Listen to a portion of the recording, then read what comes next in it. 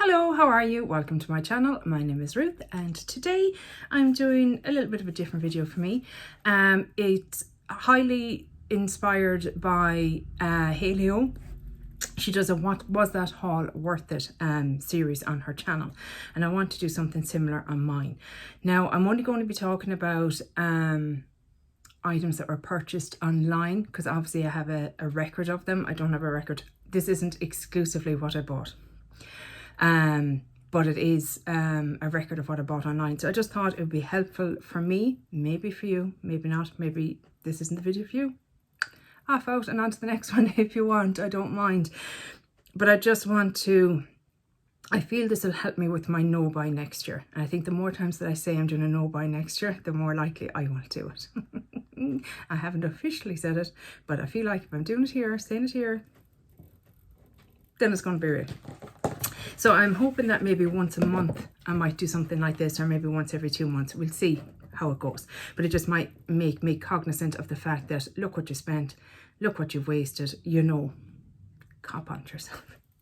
So what I am, this video is going to be online orders for 2017, so the year of 2017. So my consumerism wasn't as high possibly, or consumption I should say, in 2017, but it was building. It was building. I would have probably been buying a lot physically over the counter in drugstores and stuff like that, but online shopping got steadily worse as time went by. So this is 2017. So the first one, what a throwback. I should hopefully have pictures up somewhere or coming across the screen at some stage. ABH Modern Renaissance palette, old school. It cost me $47.54 plus shipping. I decluttered it years ago. I wanted it because everybody and their mother had it, was reviewing it, was doing looks with it, and I wanted to be part of the gang. Simple as that. And I suppose it was so different as well to other palettes that were out at the time. But I said I didn't love it. The shades just didn't do it for me. They just weren't suitable for me and for what I liked at the time. And I'm not a makeup artist, obviously, and I wouldn't have the skill. I wouldn't have had the skill that they have. And maybe it being like a pigment palette nearly, it was just beyond my capabilities. But the colour story in general, I mean, reds and stuff like that, like I have some berry tones on today, but like those kind of deep pinks and reds that they had in that just weren't for me. I just, you know, didn't love them. So that one was decluttered. Off to a great start. e.l.f. Flawless Foundation in Porcelain. So again, it was another one that people were raving about, and kind of, I don't know what it was supposed to be a dupe for, but you couldn't get e.l.f. here at the time in Ireland, and I found it on iHerb, I think it was. So I bought, you'll notice more e.l.f. to come. I bought the e.l.f. Flawless Foundation in Porcelain. Like I said, it was $5.75 plus shipping. I used it up fully. It wasn't a bad foundation. I have notes here in case you're wondering why is Ruth looking down the whole time. I said it wasn't bad, but I wouldn't repurchase it. I feel like e.l.f. has never really done well with foundations. I know they had that, was it the CC one? Didn't really like it. I'm surprised they haven't come out with a nice glowy foundation or something like that when they have all the Halo Glow range. But anyway, even if they did, I'm not purchasing it. Next was from The Ordinary. So this is my first experience with The Ordinary. I think it was Wayne Goss. Yeah, it was Wayne Goss. And it was on Victoria Health, I think, in the UK, that The Ordinary had come into to the European market or the UK market. And he was raving about these primers. So I said, yeah, okay, if Wayne Goss thinks they're brilliant, I'm buying them. So I bought the High Adherence Silicone Primer and the High Spreadability Fluid Primer. I used up the high adherence one. It was $6.48, so I used it up, but it was just okay. I wouldn't repurchase it. Quite similar to the Smashbox original primer, the real silicone-y one. And the high spreadability fluid primer was in like a dropper bottle. I said I only used it a couple of times and I wasn't a fan, but by the time I went back to it, it had evaporated essentially out of the bottle. It had gone down to this much and I hadn't used it. It wasn't lying on its side, it was standing up. So it just literally vanished into the air. Bizarre. So 6.48 for the high adherence and €10 for the high spreadability. So it used up the high adherence. High spreadability is gone. Next up, you'll see more e.l.f. purchases. So back to iHerb I went. They had the e.l.f. contour palette, the e.l.f. blush palette, the e.l.f. illuminating palette. Have you seen the theme here? Trying to think who it was I saw. And they were raving about these palettes and the fact that you could move them around, you know, push them out and, you know, make different kind of custom palettes with them or whatever. And the e.l.f. Studio Matte Lip Colour in Tea Rose. So the palettes were $5.61 each and the lip colour was $2.81. So look, they weren't expensive. Grand. But they're all since decluttered. All that went into landfill. So yes, I didn't maybe waste a whole lot of money, but I've generated a whole lot of waste. Like these were all supposed to be dupes for other palettes and shades and Hourglass and NARS and, you know, all this kind of thing. And I just I was all about dupes back then. Oh my God. I was on I was on Pinterest. I was on Reddit. I was on Trendmood. Was it? She did a lot of dupes. No, Dupe That, wasn't it? And, you know, any influencer online that was saying something that was doing a dupes video, I was like, tell me, I'll buy it all. And I did. Next up is the Milani Conceal and Perfect 2-in-1 Foundation Concealer in Creamy Vanilla. It was $15.20. So heavily influenced by Tati Westbrook at the time. She thought this was the second coming. It was awful on me. Awful. And I suppose I did learn a valuable lesson from that influence, if you know what I mean, in that I realised any foundations going forward that Tati loved, I wasn't going to love. She loves a really heavy foundation and thick coverage and stuff like that, and I don't. So I suppose I did learn a lesson from that. Wow, she actually learned a lesson in that just because an influencer is saying it's the most amazing foundation ever, it may not be for me. And going forward, I knew with Tati that, okay, don't take her foundation or probably concealer reviews because you're not going to feel the same way. So, you know, I said it was thick and cakey and didn't go well with primers.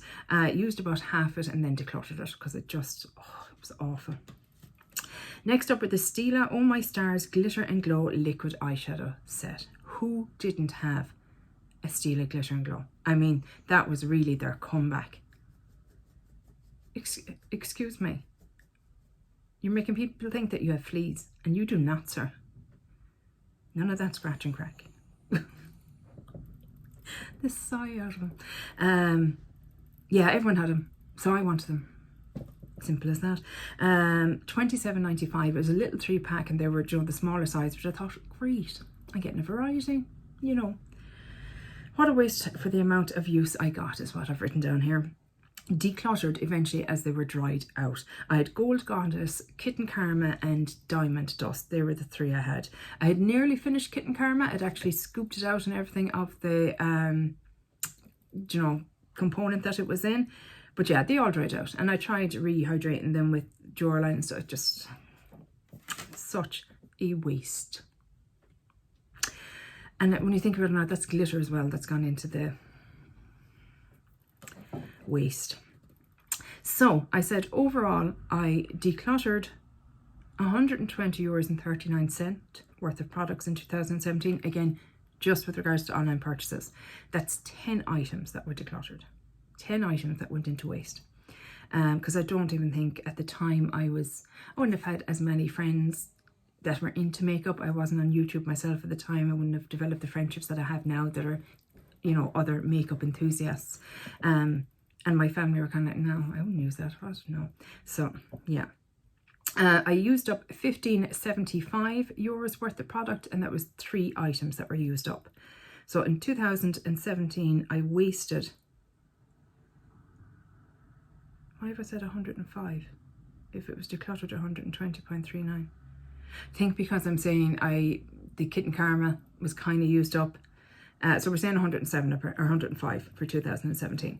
So I know that's not an extortionate amount of money, but that's something that could have went into savings or paid off something, or, you know, did I even at the time use the credit card to pay for them and not have the money, you know, disposable income at the time? Like, this is it. This is the other problem, guys. It's not like I was just using money that was, you know, extra at the end of the month. Like, this was using credit cards. This was using money that I shouldn't have been using. That's a problem. So yeah, that's 2017. So the next video I'll probably do will be 2018 and kind of work my way up along. If it's a very heavy shopping year, I might split it up into 2 videos. We shall see. But yeah, have you ever kind of looked back, excuse me, at your online kind of shopping and stuff like that to see, you know, how much did I spend? How much did I, what was I, you know, or did you use up those products? You know what I mean? Did you get good value for money? I didn't. Doesn't matter if it was only $2.31 or whatever. I didn't use it. It went in the bin. Not value for money and not value for the environment either. So, you know, I feel like if I do this series, it's going to help just drill it into my head. Look at what you did in the past, you know, and learn from those mistakes and try your best to change these habits that you have ingrained into you. You know what I mean? They're just, their roots are deep in me and I need to somehow get them out. So any advice would be greatly appreciated. So again, I've started watching Shauna Ripari, I think that's her name. I'll link her below. Somebody had mentioned on my last video that I was asking for, you know, advice on watching people who are talking about slow consumerism or, you know, that kind of stuff, trying to break these habits. And I've been really enjoying her content and kind of getting good advice from them and good, you know, I'm kind of going, okay, let's drill that into the brain. One thing that I found very interesting in one of her videos is about staples. So like, if you have a moisturizer that works for you, why are you buying new ones that come out to see if you like them when you know the one you have works for you and it's still available? Fair enough, if something's discontinued, you have to go and try and find, you know, the replacement. But if it's still available and it works for you and you enjoy it, why are you going looking for more? So that's something I want to do as well, maybe with some videos, is, you know, my staple products, kind of what really works for me. Try and really, as Steph in the Style Tumblr says, isn't it, she looking for nuggets, gold nuggets in her collection, you know what I mean? They really stand out. Love them. Just the best of the best in my collection that I already have. And trying to find the one. But that's it for this video, guys. I hope you enjoyed it. I hope the way my content is changing a little bit into this lower consumerism kind of way that I'm going. I hope you enjoy it still.